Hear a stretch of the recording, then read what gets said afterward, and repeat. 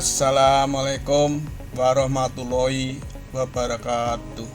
Bismillah, alhamdulillahirabbil alamin, wa bihi nasta'inu ala umuri dunya waddin, wassalatu wassalamu asrafil mursalin wa ala alihi washabihi ajmain, amma ba'du.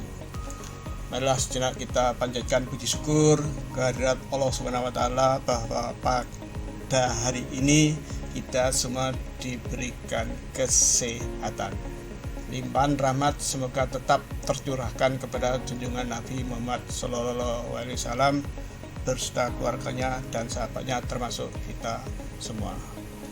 Yang kami hormati Bapak Ketua STKP PGRI Mangalan, yang kami hormati Wakil Ketua 1, 2, 3 dan seluruh Kaprodi dan dosen STKP PGRI Mangalan, dan khususnya para calon mahasiswa STKP PGRI Mangalan yang kami banggakan. Perkenalkanlah, saya namanya Sunarjo, sebagai dosen STKP PGRI Mangalan sejak tahun 1987 sampai sekarang. Saya tidak akan menyampaikan jabatan secara detail, namun jabatan yang sekarang saya emban adalah saya sebagai pembina IPLPT PGRI Mangalan, dan saya pernah sebagai Ketua STKP PGRI Mangalan periode 2014 sampai 2018. Pendidikan saya adalah S1 Hukum, S2 juga Hukum, dan S3 adalah Teknologi Pendidikan yang saya peroleh dari Universitas Negeri Malang. Dan basis saya sementara adalah sebagai dosen di PPKN STKP PGRI Mangalan. Itulah sekelumit tentang kurikulum PT saya. Semoga kalian bisa memahami. Sekian, wassalamualaikum warahmatullahi wabarakatuh. Saya pada kesempatan ini akan menyampaikan pokok-pokok pikiran materi tentang peran mahasiswa dalam bela negara pada masa pandemi COVID-19, disampaikan dalam rangka PKKMB atau Ombak 2020 untuk calon mahasiswa baru STKP PGRI Mangalan. Baik, kita ketahui bahwa penduduk kita atau penduduk negara Republik Indonesia hingga saat ini jumlahnya kurang lebih 267 juta. 267 juta itu terdiri dari usia produktif 10 sampai 24 tahun yang berjumlah 66 juta. Kemudian usia 15 sampai 64 tahun kurang lebih 183 juta, yang terdiri dari 714 suku, 1.100 bahasa, dan 514 kota atau kabupaten serta 34 provinsi, terdiri dari 13.667 pulau. 2/3 adalah lautan. Begitu sangat besar penduduk kita ini, sehingga bangsa negara lain sangat kagum terhadap keberadaan negara kita ini. Mengapa? Jumlah suku, jumlah bahasa, dan pulau yang begitu besar itu rakyatnya bisa damai, bisa bersatu. Bisa bersatu, bisa damai ini karena Indonesia mempunyai dasar falsafah negara, yaitu Pancasila. Oleh karena itu, dalam rangka untuk mempertahankan negara Republik Indonesia ini tentu tidak lepas dari peran mahasiswa. Oleh karena itu, mahasiswa yang ruang lingkupnya di perguruan tinggi tentu harapannya bisa menjaga, bisa mempertahankan, dan bisa menghadapi segala tantangan dan permasalahan ke depan. Kita ketahui bahwa permasalahan-permasalahan di pendidikan tinggi ini karena ketersediaan dan keterjangkauan dan kualitas dari jumlah produktif pemuda dari usia 15 sampai 65 tahun ini. Nampaknya permasalahan kita adalah bahwa jumlah mahasiswa itu relatif kecil, yaitu kurang lebih 7,5 juta ini. Ini berarti APK, angka partisipasi kasar, itu hanya 30%. Padahal kita ketahui bahwa negara-negara yang maju, negara-negara yang unggul, itu jumlah APK-nya itu lebih dari 50%. Oleh karena itu, sejatinya bahwa pendidikan itu merupakan suatu garda terdepan untuk bagaimana menentukan masa depan negara kita. Sumber daya manusia itu sangat menjadikan dasar pijakan sebuah negara itu akan maju. Oleh karena itu, inilah tugas mahasiswa, bagaimana nanti ke depan siap untuk bisa meningkatkan kualitas sumber daya manusianya itu. Oleh karena itu, mahasiswa harus peduli pada kondisi dan masa depan bangsa dan negara, yaitu merupakan kewajiban. Oleh karena itu, kegiatan dan gerakan mahasiswa yang bermuara pada kepedulian terhadap bangsa dan negara harus tetap ada dan konsisten. Nah, bagaimana agar kepedulian terhadap bangsa dan negara dapat berjalan dengan baik? Maka mahasiswa itu harus punya konsepsional dan berlatar akademik serta intelek. Konsepsional maknanya bahwa mahasiswa itu segala sesuatu apa yang mereka lakukan itu harus terkonsep dan rasional, objektif, serta dilandasi dari pendidikan secara akademik dan bersumber pada hal-hal yang berpijak pada masalah keintelektualnya itu.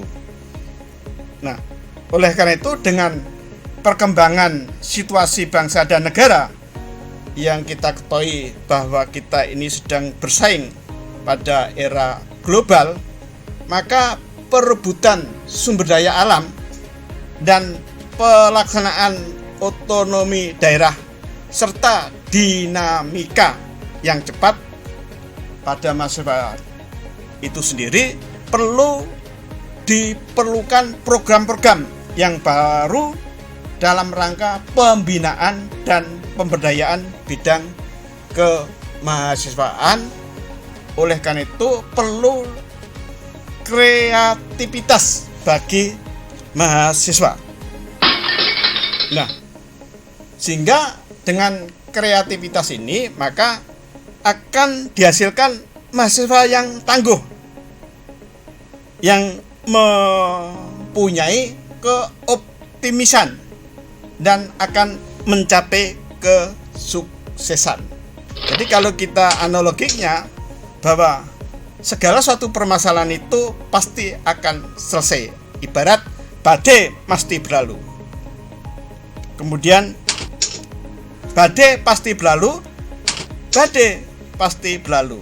Ketiga pernyataan ini sejatinya hanya bedanya pada tanda petik dan tanda tanya. Kalau yang pertama itu adalah pasti bahwa kita atau Anda sebagai mahasiswa itu pasti optimis, pasti sukses. Kemudian kalau masih ada tanda petik, berarti Anda masih ada keraguan-keraguan. Dan kalau tanya, berarti Anda masih menanyakan apakah mungkin sukses. Oleh karena itu, Anda sebagai mahasiswa harus yakin, optimis bahwa apa yang Anda masalahkan, apa yang terjadi ketika Anda menempuh sebuah ilmu pasti akan sukses, insya Allah. Nah, kemudian kita ketahui bahwa permasalahan bangsa saat ini adalah terkait dengan masalah-masalah yang terkait dengan internal atau permasalahan dalam negeri. Permasalahan dalam negeri itu antara lain kita ketahui bahwa kita dihadapkan pada persoalan-persoalan misalnya kesenjangan, masalah korupsi, ketidakadilan, dan hukum dan hak asasi manusia.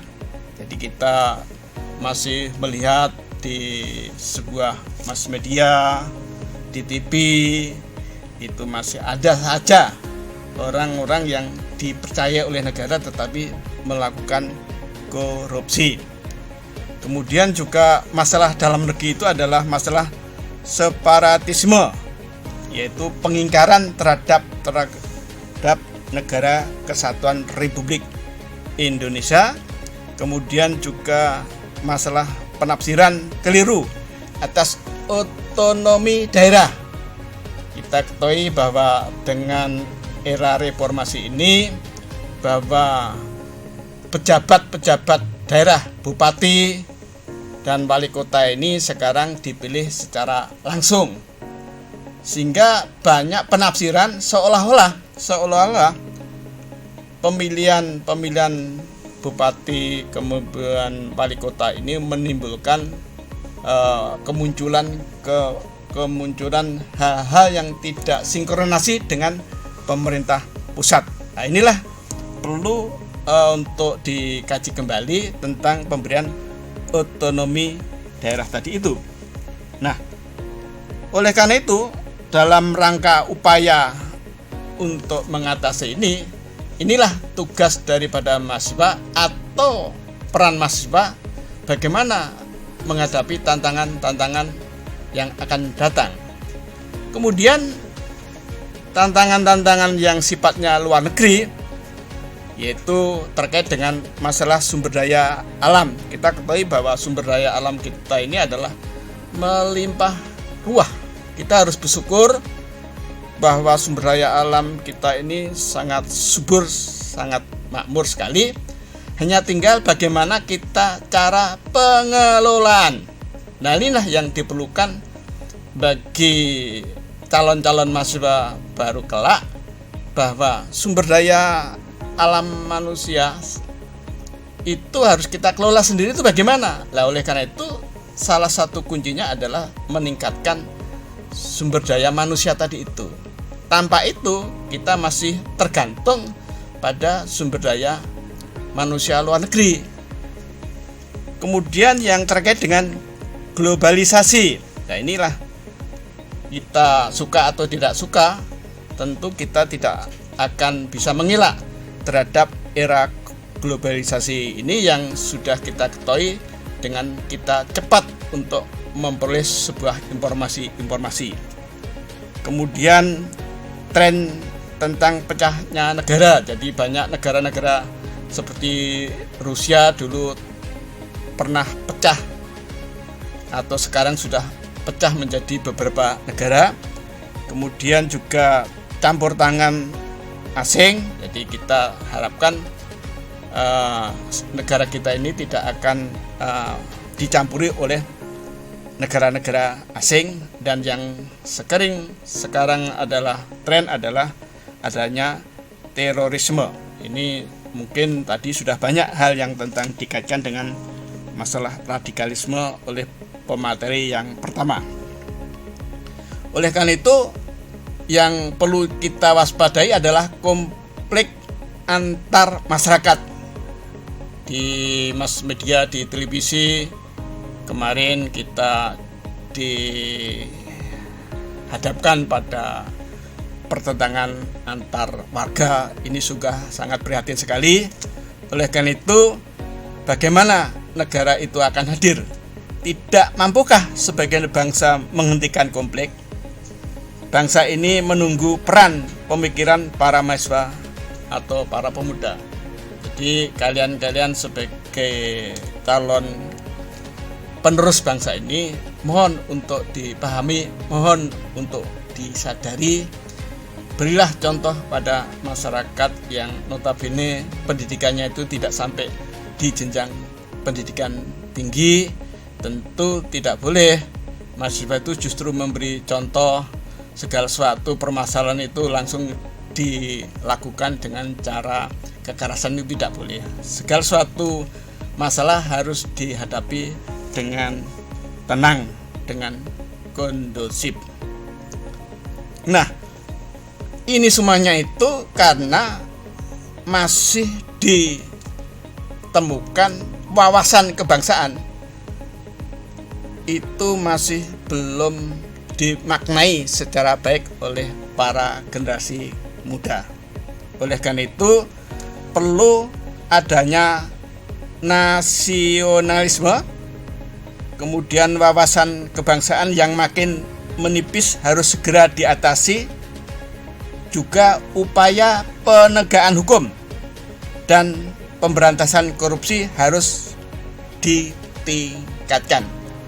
Ini pemerintah sekarang sudah ada suatu sedikit kemajuan, walaupun belum bisa sempurna, belum bisa terlaksana, namun paling tidak sudah ada upaya-upaya itu, yaitu dengan meningkatkan peran KPK, dengan penegakan hukum yang konsisten, walaupun masih ada sedikit atau kekurangan itu adalah hal yang suatu yang lumrah. Tetapi kita tidak boleh langsung memvonis bahwa penegakan hukum masih tebang pilih. Ini perlu para mahasiswa harus bisa memaknai, memahami. Kemudian persoalan atau masalah-masalah bangsa kita ini juga terhadap masalah ancaman terorisme, di mana ancaman teror yang makin banyak, produktivitas bangsa akan makin menurun, kesejahteraannya, dan juga makin menjauh masyarakat yang tidak berdosa yang menjadi korban. Kemudian juga masalah lain yang tidak kalah bahayanya adalah masalah narkoba. Jadi saya yakin paparan-paparan oleh pemateri tadi sudah bisa dimaknai bagaimana bahaya narkoba itu. Jadi intinya bahwa narkoba itu adalah upaya untuk melemahkan bangsa dengan menghancurkan calon-calon pemimpin masa depan. Jadi saya harapkan mahasiswa ini sebagai calon pemimpin masa depan untuk tidak tergiur, untuk tidak teriming-iming oleh orang lain untuk mengkonsumsi narkoba. Kemudian permasalahan yang sekarang kita hadapi adalah masalah COVID-19, di mana masalah COVID-19 ini segala sesuatu menjadi perubahan yang sangat fundamental sekali, di mana bahwa COVID-19 itu menjadikan permasalahan hidup yang luar biasa. Apa yang menjadi permasalahan hidup itu adalah di mana bahwa COVID itu membuat ketakutan. Jadi kita ini dihadapkan pada masalah ketakutan karena kita takut kalau nanti kita akan terkena wabah virus COVID ini. Kemudian juga ketekanan, kita merasa tertekan dengan COVID-19 ini. Karena apa? Karena aktivitas kita ini boleh tidak kita akui sangat tertekan, di mana ruang lingkup kita terbatas.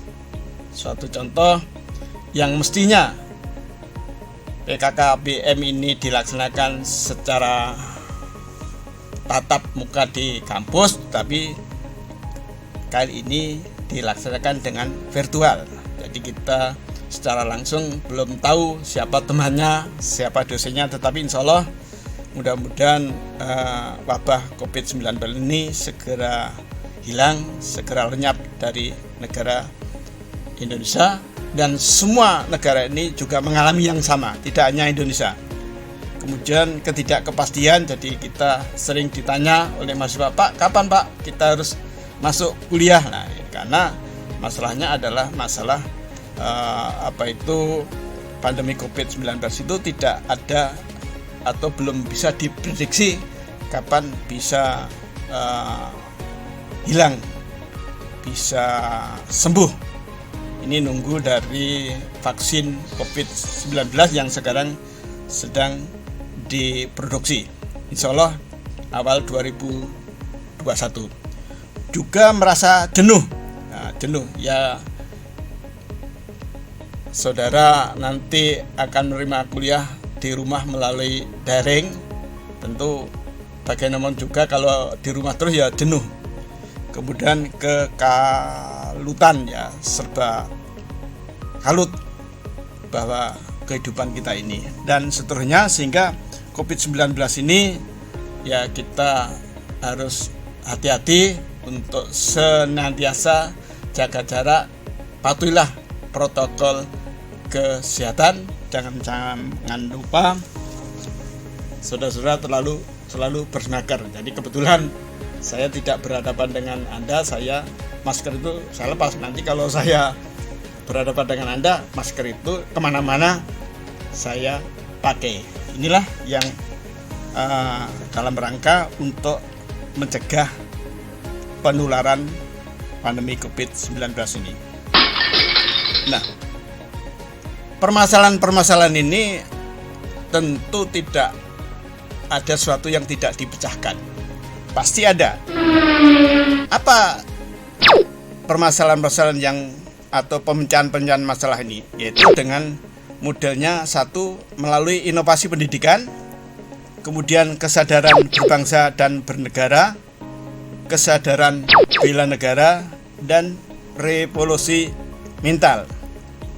Kalau yang inovasi pembelajaran atau inovasi pendidikan, bahwa kita ketahui bahwa mau tidak mau yang kita lihat sekarang ini bahwa model pembelajaran ini sekarang adalah melalui daring, melalui e-learning, yang tentu kita akan menggunakan internet.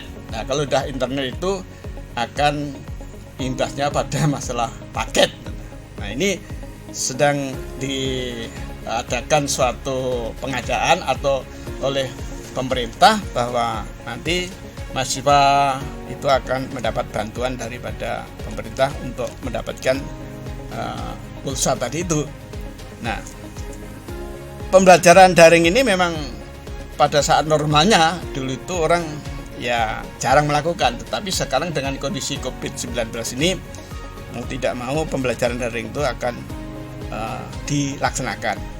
Kemudian juga dalam pembelajaran inovasi pendidikan itu juga berkolaborasi antara dosen dan orang tua, dan tentunya menyangkut masalah fasilitas ini. Jadi inovasi pendidikan itu sekarang bagaimana bahwa menyampaikan sebuah materi itu sekarang tidak langsung melalui tatap muka, tetapi melalui pembelajaran daring, melalui internet tadi itu.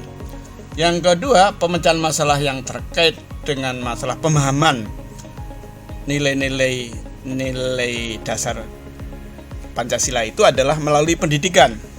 Karena di dalam Pancasila itu adalah ada ideologi bangsa, kemudian ada sejarah perjuangan bangsa dan cinta tanah air, serta kesadaran dan berbangsa dan bernegara, serta bela negara. Semuanya ini bisa dipahami, bisa dihayati kalau kita melalui jalur pendidikan. Karena dengan pendidikan ini maka mahasiswa akan diberi pemahaman. Nah, kalau sudah mahasiswa itu diberi pemahaman, maka bagaimana mahasiswa itu melakukan penghayatan melalui aksi nyata, yaitu tentu tetap mempunyai harapan untuk semangat, ketaatan dan kedisiplinan, serta persatuan dan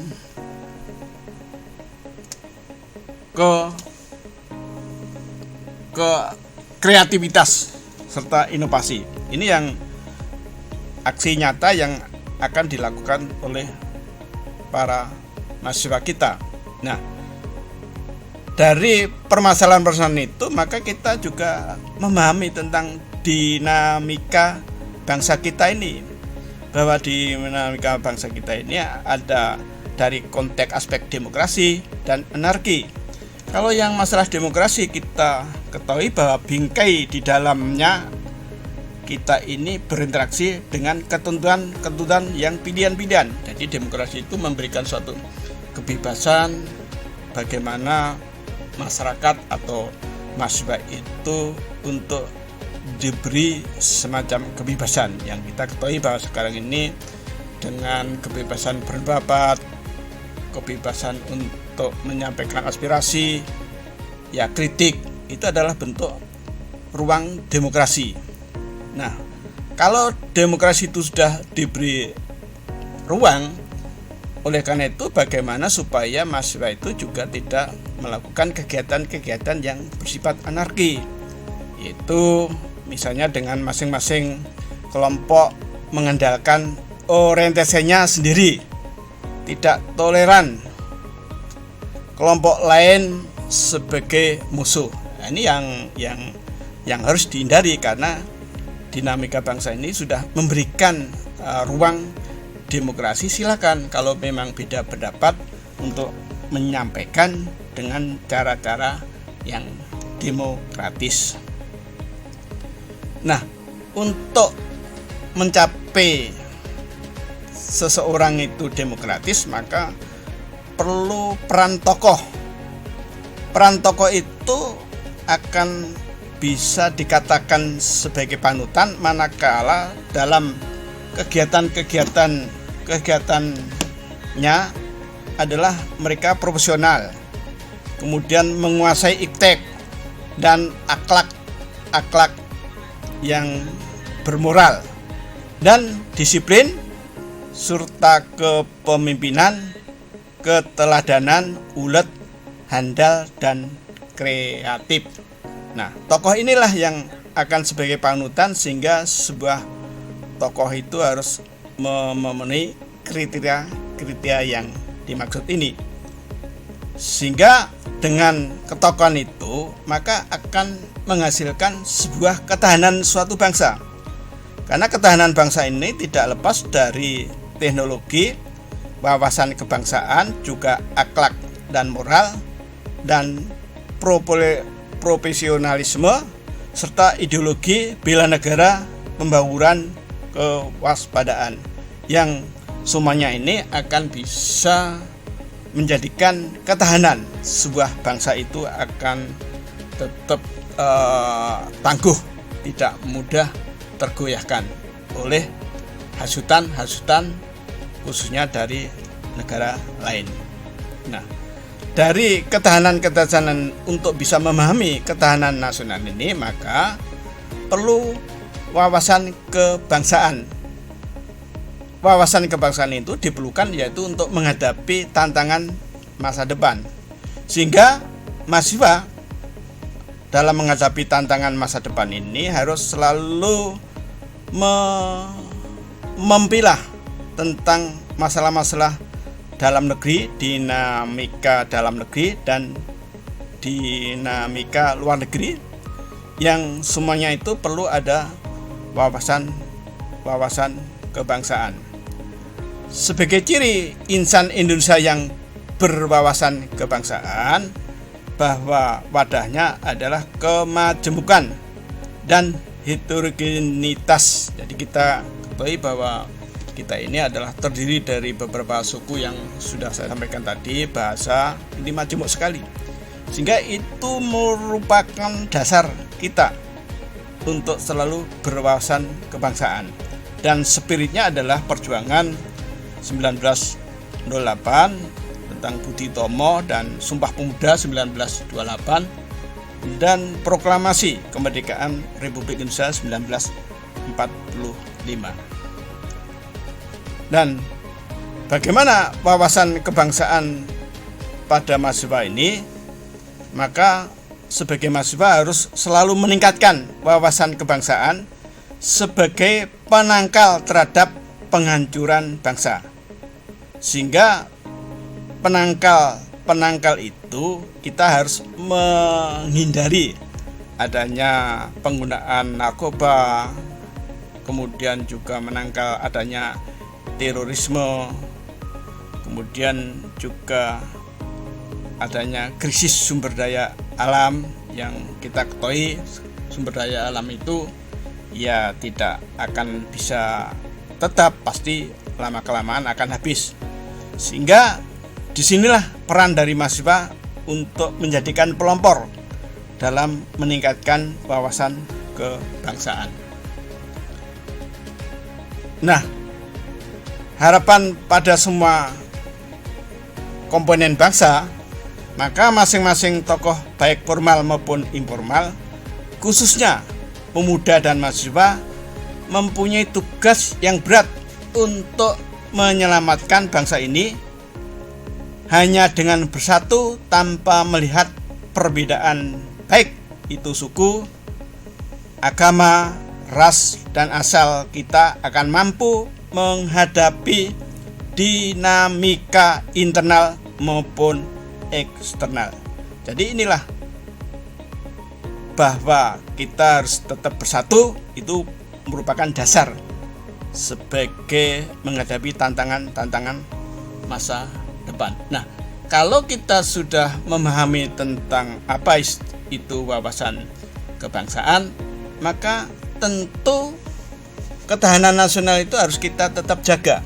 Nah, untuk menjaga ketahanan nasional itu maka diperlukan bela negara. Nah, kita ketahui bahwa bela negara adalah suatu tekad, sikap dan perilaku warga negara Republik Indonesia yang berdasarkan Pancasila dan Undang-Undang Dasar 45. Jadi bela negara itu sudah diatur dalam konstitusi kita, yaitu Undang-Undang Dasar 45, di situ pasal 27 ayat 3 dan pasal 30 ayat 1. Memang bela negara itu adalah merupakan hak warga negara. Hak warga negara. Oleh karena itu di dalam bela negara itu ada bela negara fisik, yaitu wajib militer seperti yang disyaratkan di dalam Undang-Undang Nomor 3 tahun 2002. Ya, kalau bela negara fisik itu ya masuk militer. Tetapi kalau non fisik yaitu melalui menumbuhkan rasa nasionalisme dengan aktif memajukan bangsa dan negara. Jadi rasa nasionalis aktif, misalnya kita dalam kondisi COVID-19 ini bagaimana kita merasa empati, itu adalah merupakan juga bela negara. Jadi bela negara itu tidak harus melakukan dengan angkat senjata, tetapi sesuai dengan profesi kita masing-masing. Nah, pengertian bela negara itu adalah sikap dan perilaku warga negara yang dijiwai oleh kecintaannya kepada negara kesatuan Republik Indonesia yang berdasarkan Pancasila dan Undang-Undang Dasar 45 dalam menjalin kelangsungan hidup bangsa dan negara yang seutuhnya. Sehingga tiap warga negara berhak dan wajib ikut serta dalam usaha pembelaan negara dan syarat-syaratnya tentang pembelaan yang diatur oleh undang-undang kita. Nah, unsur daripada bela negara itu antara lain adalah cinta tanah air. Jadi kita banyak hal-hal yang kita lakukan. Kesadaran berbangsa dan bernegara, kemudian yakin akan Pancasila sebagai ideologi negara, rela berkorban untuk bangsa negara, dan memiliki kemampuan awal bela negara. Itulah unsur dari bela negara. Nah, kita ketahui bahwa ancaman-ancaman terhadap negara kesatuan Republik Indonesia itu ada yang bersifat ancaman dari luar negeri, di mana ancaman dari luar negeri itu adalah ancaman menghancurkan moral dan bangsa melalui disinformasi, propaganda, peredaran narkoba dan obat-obat terlarang, film-film porno, atau berbagai kegiatan kebudayaan asing yang mempengaruhi bangsa Indonesia, terutama generasi muda yang pada gilirannya dapat merusak budaya bangsa kita. Jadi ancaman-ancaman dari luar gitu berupa ya tadi itu melalui propaganda. Oleh karena itu kita harus tetap bisa memfilter terhadap arus masuknya budaya-budaya dari luar negeri. Kemudian ancaman dalam bentuk penjarahan, yaitu sumber daya alam. Kita harus menjaga sumber daya alam itu jangan sampai dijarah oleh negara-negara asing. Nah, bagaimana cara mempertahankan? Ya, itulah melalui bela negara. Bagaimana kita tetap bisa meramut sumber daya alam yang ada di negara kita ini. Kemudian mengatasi potensi ancaman dari luar negeri itu, maka kita harus meningkatkan ketahanan nasional. Bagaimana cara meningkatkan ketahanan nasional ini? Yaitu dengan pembekalan mental spiritual, kemudian meningkatkan perasaan cinta tanah air, yaitu melalui pemahaman dan penghayatan tentang sejarah perjuangan bangsa. Kemudian ketahanan itu juga melalui pengawasan yang ketat, yaitu pengawasan terhadap eksploitasi sumber daya alam yang ada. Kemudian kegiatan yang bersifat kecintaan terhadap tanah air kita, serta menanamkan semangat juang untuk membela negara. Inilah mengatasi potensi-potensi ancaman dari luar negeri dengan cara meningkatkan ketahanan nasional. Dan ancaman dalam negeri adalah disintegrasi bangsa melalui gerakan-gerakan separatis berdasarkan sentimen kesukuan atau pemberontakan akibat ketidakpuasan daerah terhadap kebijakan pemerintah pusat. Nah, inilah disintegrasi ini harus dihindari karena masih ada kelompok-kelompok atau gerakan-gerakan yang ingin memisahkan diri dari NKRI. Kemudian keresahan sosial akibat ketimpangan kebijakan ekonomi. Nah, ini harus kita hindari. Jadi segala suatu kebijakan-kebijakan itu jangan sampai memunculkan keresahan-keresahan baru. Kemudian upaya menggantikan ideologi. Nah, jadi kita harus tetap menjaga komitmen konsisten bahwa Pancasila yang dicetuskan oleh pendiri bangsa ini harus kita pertahankan sampai detik-detik penghabisan. Jadi tidak ada kata bahwa ideologi bangsa kita itu akan diganti, itu tidak ada. Harus kita jaga bahwa ideologi negara harus tetap kita pertahankan. Kemudian potensi konflik, ya ini tadi dikatakan bahwa kita dihadapkan pada ya istilahnya perseteruan kelompok-kelompok. Ini harus kita hindari, dan apalagi yang terkait dengan masalah-masalah SARA. Kemudian ancaman dalam bentuk makar atau menggulingkan pemerintah yang sah dan konstitusional. Bahwa pemerintah yang sekarang ini sudah kita sepakati melalui demokratis, jadi melalui pemilihan yang langsung di mana rakyat yang memilih. Oleh karena itu kita harus tetap menjaga bagaimana nanti demokrasi kita itu harus kita lakukan, kita pertahankan. Kemudian bila negara yang kita ketahui tadi yang secara fisik itu adalah pelatihan dasar militer misalnya, kemudian pengabdian diri sebagai prajurit TNI. Jadi kalau nanti Anda ingin masuk ke TNI itu adalah bela negara secara fisik. Tetapi kalau non fisik adalah ya Anda cukup nanti melalui pendidikan kewarganegaraan.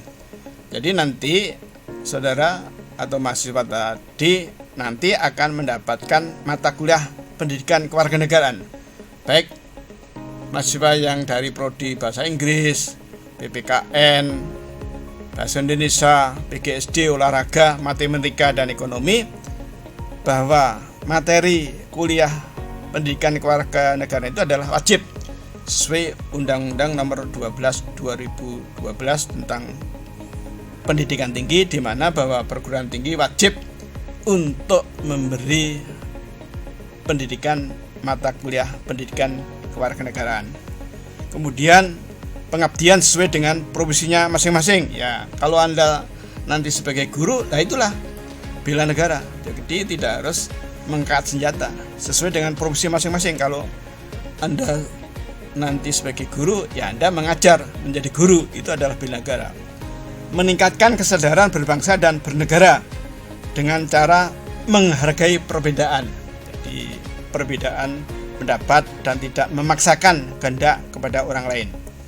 Kemudian berperan serta dalam memajukan bangsa dan negara dengan karya nyata, meningkatkan kepatuhan dan kesadaran terhadap peraturan yang berlaku, kemudian menjunjung tinggi hak asasi manusia, dan tentu bertakwa kepada Tuhan Yang Maha Esa sebagai wujud pengamalan Pancasila sebagai dasar negara. Nah, oleh karena itu semuanya ini harus juga dilandasi pembangunan revolusi mental. Mahasiswa yang kelak akan menjadi pemimpin bangsa ke depan harus disiapkan bagaimana membangun revolusi mental ini. Jadi kalau kita lihat di bagian ini bahwa revolusi mental itu bisa dimulai dari ranah pendidikan, juga dari lingkungan, kepemimpinan, dan ideologi, juga politik, ekonomi, sosial budaya, dan agama, dan peraturan-peraturan perundangan yang berlaku. Nah, membangun revolusi mental bagi mahasiswa itu maknanya bahwa mahasiswa itu harus berdaulat secara politik. Mahasiswa berdikari secara ekonomi. Mahasiswa berkepribadian secara budaya. Menanamkan nilai-nilai revolusi mental pada saat mahasiswa mengikuti orientasi pengenalan kampus. Nah, pada saat inilah kalian diuji bagaimana mental mahasiswa itu dalam mengikuti kegiatan-kegiatan orientasi ini, sehingga nanti oleh panitia diharapkan kalian faktor disiplin itulah yang mulai diterapkan, sehingga itu adalah merupakan wujud dari membangun revolusi mental. Penanaman nilai-nilai revolusi mental saat mahasiswa mengikuti mata kuliah pendidikan Pancasila dan pendidikan kewarganegaraan. Ya, jadi nanti ya termasuk bagaimana kuliah. Jadi karena nanti dalam perkuliahan baik itu mata kuliah yang lain itu ada suatu kontrak perkuliahan. Bahwa perkuliahan itu dilaksanakan berapa kali pertemuan, itu harus ditaati dipatuhi. Penanaman nilai-nilai revolusi mental setelah mahasiswa selesai melaksanakan perkuliahan dan ujian skripsi sehingga tinggal menunggu wisuda. Jadi pada akhirnya nanti setelah semester 8 ini kalian akan diuji skripsinya. Nah, bagaimana prosedur proses membuat suatu skripsi? Maka nanti akan disampaikan oleh para pembimbing. Nah, sehingga nilai-nilai yang dibutuhkan dalam revolusi mental ini adalah nilai kejujuran,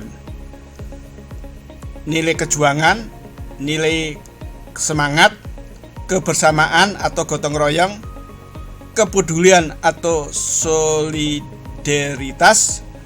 sopan santun, persatuan dan kesatuan, kekeluargaan dan tanggung jawab.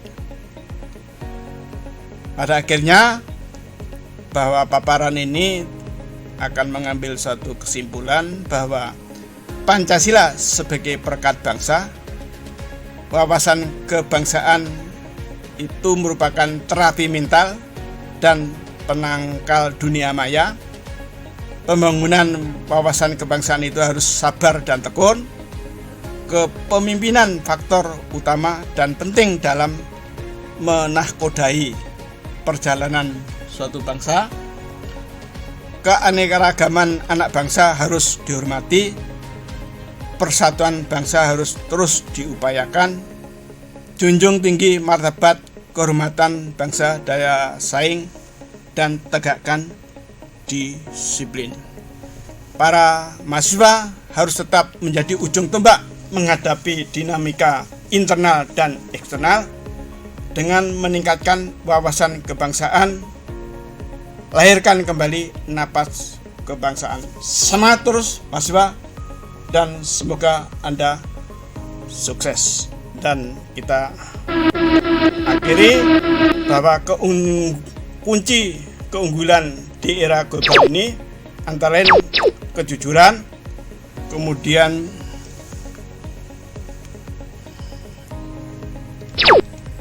bicara dengan niat yang baik, kemudian pola pikir kekinian, dan komitmen, tanggung jawab, dan sikap yang fleksibel atau lurus, dan hidup seimbang. Saya kira saya akhiri, kesedihan ditinggal kasih. Sekian dan terima kasih. Wassalamualaikum warahmatullahi wabarakatuh.